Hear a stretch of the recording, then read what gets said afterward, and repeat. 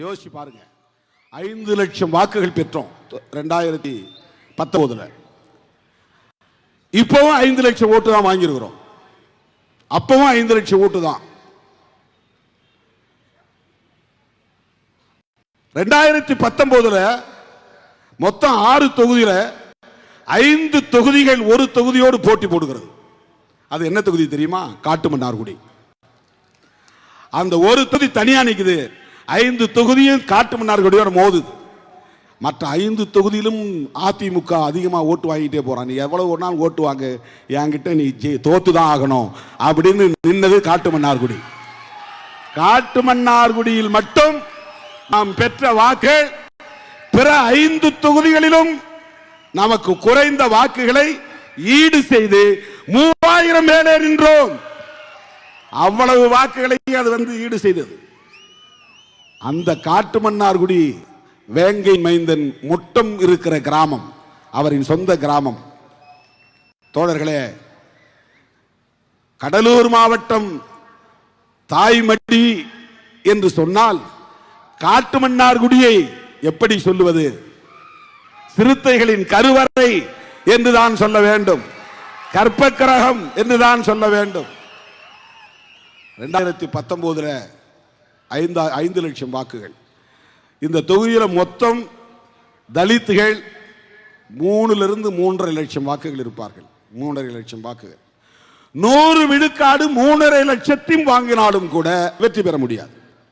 அப்ப வெற்றி பெறுவதற்கு கூடுதலாக 1.5 லட்சம் வாக்குகள் தேவைப்படுகின்றன.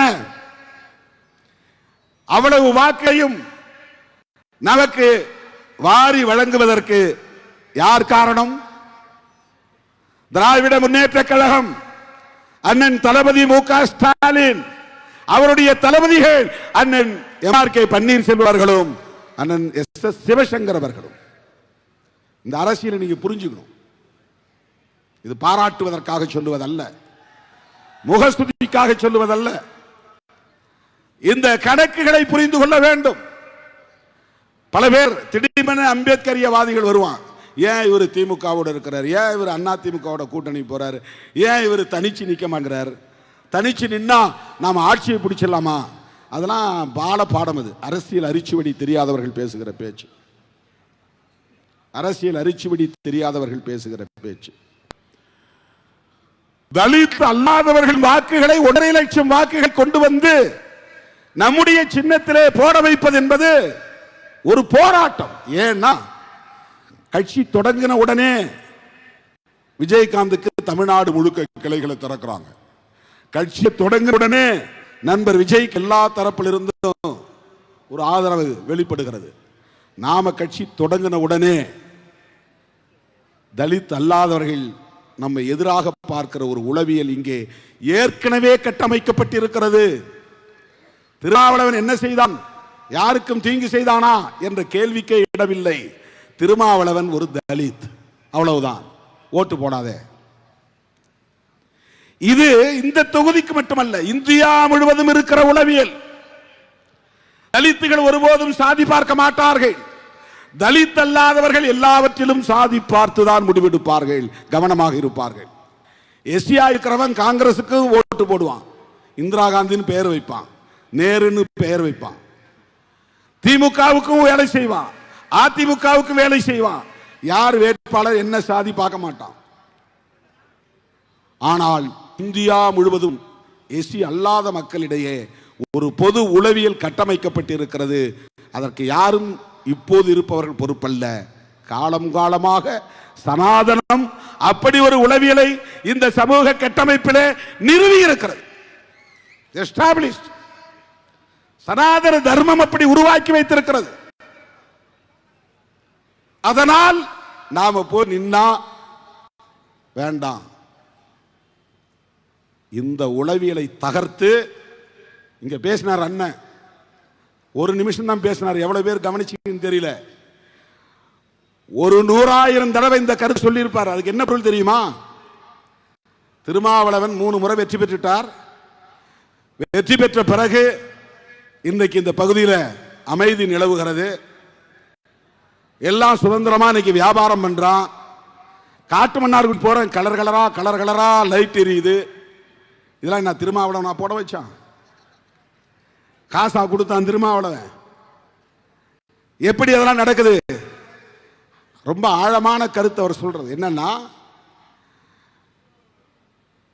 விடுதலை சிறுத்தைகள் வந்தால், திருமாவளவன் வெற்றி பெற்றால் எஸ்சி மக்களை எல்லாம் வன்முறை திசை வழியிலே கொண்டு போய் விடுவார்.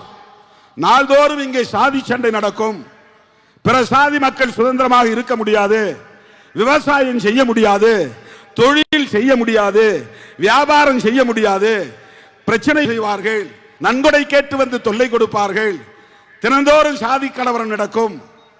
இப்படி ஒரு கருத்து வேகமாக பரப்பப்பட்டது, வேகமாக பரவியது. எந்த சாதிக்காரர்களாக இருந்தாலும் வணிகர்கள் பயந்தார்கள், எந்த சாதிக்காரர்களாக இருந்தாலும் விவசாயிகள் பயந்தார்கள், எந்த சாதிக்காரர்களாக இருந்தாலும் அரசு ஊழியர்கள் பின்வாங்கினார்கள். ஆனால் அந்த கருத்து மெல்ல மெல்ல மாறி இன்றைக்கு எல்லா சமுதாய மக்களும் திருமாவளவனை ஏற்றுக்கொள்ளக்கூடிய ஒரு நிலை வளர்ந்திருக்கிறது. அதுதான் இங்கே அண்ணன் அழகிரி அவர்கள் பேசியதும், அண்ணன் MRK அவர்கள் பேசியதும், அண்ணன் CV கணேசன் அவர்கள் பேசியதும் அதுதான். ஒரு காலத்தில் அப்படி தவறாக பிரச்சாரம் செய்யப்பட்டது. ஆனால் அப்படி நடந்ததா? திருமாவளவன் MP ஆன பிறகு ஒரு பாதுகாப்பு உணர்ச்சி நமக்கு ஏற்பட்டு இருக்கிறது. அதான் அவருடைய பிரச்சாரமே. அவர் பிரச்சாரமே அவ்வளவுதான். நீங்க ஓட்டு போடுங்க, ஒரு பிரச்சனையும் வர திருமாவளவனால. அவங்க தொண்டர்கள் அவர் சொல்றபடி கேட்பாங்க. உட்காருனா உட்காருங்க, நிற்குனா நில்லுன்னு நிற்பாங்க. அவங்க சொல்றபடி கேட்பாங்க. அவங்க எல்லாம் கொள்கை போராளிகளா வளருகிறார்கள். இதை இன்டோர் மீட்டிங்ல பேசினார், டோர் டு டோர் போய் பேசினார், பொதுக்கூட்ட மேடைகளில் பேசினார். பல பேர் அவரை கடுமையாக விமர்சனமும் செய்தார்கள். சிவசங்கர் மேல கல்லே எடுத்து அடித்தார்கள், கட்டையை போட்டு மறித்தார்கள். அப்படிப்பட்ட நிலையில நம்முடைய கூட்டணியை சார்ந்தவர் அவர். அவருடைய வெற்றி திமுகவுக்கு கிடைத்த வெற்றி. அவர் மீதான விஷம பிரச்சாரம் தகர்க்கப்பட வேண்டும். தனிப்பட்ட முறையில் அவரோடு பழகுகிறோம், அவருடைய தொண்டர்களோடு பழகுகிறோம். அப்படி இல்லை, இதை முழுதாக உணர்ந்து முழுமையாக உள்வாங்கிக் கொண்டு மனப்பூர்வமாக தன்னோடு பணியாற்றக்கூடிய மற்ற தோழர்களையும் அப்படியே மேடையிலே பேசுவார். வண்டியில் போகும்போது நான் வர சொன்னேன், ஏன் வரல, ஏன் நீ லேட்டா வர, ஏன் இந்த ஏற்பாடு பண்ணல, ஏன் சும்மா வந்து நிக்கிற, எங்க சால்வ, ஏன் வரவேற்பு சிறப்பா இல்லை, திருமாவளவரை நாங்கள் அனுப்பிச்சு வைக்கிறோம்ல, நீ நின்று அங்கே வரவேற்கணும் இல்லையா? கடுமையா பப்ளிக்ல பொதுமக்கள் மத்தியில் கண்டித்து பேசியிருக்கிறார். இதெல்லாம் நாம் கற்றுக்கொள்ள வேண்டிய அணுகுமுறைகள். அவரை பாராட்டுவதற்காக நான் சொல்லவில்லை, அதற்காக இந்த மேடையை நான் பயன்படுத்தவில்லை. அதை எதிர்த்து நிற்பது என்பது எவ்வளவு பெரிய போராட்டம். போய் இரவுல திமுக தொண்டர்கள் அண்ணன் பேச்சை கேட்டு சின்னம் வரைஞ்சிட்டு வருவாங்க. காலையில் பார்த்தா அதை அழிச்சு கிடக்கும், அவங்க அழிச்சு போட்டுருவாங்க. ஏன் இவன் சின்னதை கொண்டாந்து இங்க வரைகிற? திமுக கூட்டணி ஓட்டு வேணா நாங்க போடுறோம், இங்க வந்து வரையாத, சண்டை போடட்டார். இதுக்கு தனியா ஆளப்பட்டு எனக்கு தெரியாது, இவ்வளவு ஓட்டு வந்தாகணும். சிதம்பரமா மாநகரத்தில் ஓட்டு குறையக்கூடாது, கூடுதலா 5000 ஓட்டாவது அதிகம் காட்டணும். வார்டுக்கு வார்டு ஒவ்வொருத்தரையும் தனித்தனியா கூப்பிட்டு கடுமையா பேசி வார்டுல இவ்வளவு ஓட்டு அதிகமா வாங்கி காட்டணும். இதுதான் தேர்தல் பணி. இப்படியெல்லாம் களத்தில் மனப்பூர்வமாக இறங்கி விடுதலை சிறுத்தைகள் வெற்றி பெற வேண்டும், திருமாவளவன் மீண்டும் வெற்றி பெற வேண்டும், நாடாளுமன்றத்திற்கு செல்ல வேண்டும் என்று திராவிட முன்னேற்ற கழகத்தின் தளபதிகளும் இங்கே பணியாற்றியதன் விளைவாகத்தான் தோழர்களே நாம் இந்த வெற்றியை ஈட்ட முடிந்தது. இதை நாம் புரிந்து கொள்ள வேண்டும். நேரத்துக்கு தகுந்த மாதிரி முடிவெடுத்து தப்பு தப்புன்னு ஜம்ப் ஆகிட்டு போகக்கூடாது. அப்படி ஒரு வெற்றி என்ன செய்ய போறோம்? நாம உடனே இந்த கூட்டணி வேண்டாம், அடுத்த கூட்டணி, அங்க போனா வரலாம், இங்க போனா வரலாம். அந்த சராசரி அரசியல்வாதிகள் அல்ல சிறுத்தைகள். சராசரி அரசியல்வாதிகள் அல்ல. அப்படி களத்திலே 4 முறை திமுக கூட்டணியை போட்டியிட்டு 3 முறை நாம் வெற்றி பெற்றிருக்கிறோம். இதை நன்றி பெருக்கோடு இங்கே நான் பதிவு செய்ய கடமைப்பட்டு இருக்கிறேன். அண்ணன் எம்.ஆர்.கே. பன்னீர்செல்வம் அவர்களுக்கும் அமைச்சர் சிவசங்கர் அவர்களுக்கும் அவரோடு களத்தின்ற திராவிட முன்னேற்ற கழக தொண்டர்களுக்கும் எல்லாவற்றுக்கும் மேலாக தளபதி மு.க. ஸ்டாலின் மாண்புமிகு முதல்வர் அவர்களுக்கும் லட்சோப லட்சக்கணக்கான விடுதலை சிறுத்தைகளின் சார்பில் நன்றி சொல்ல கடமைப்பட்டிருக்கிறேன்.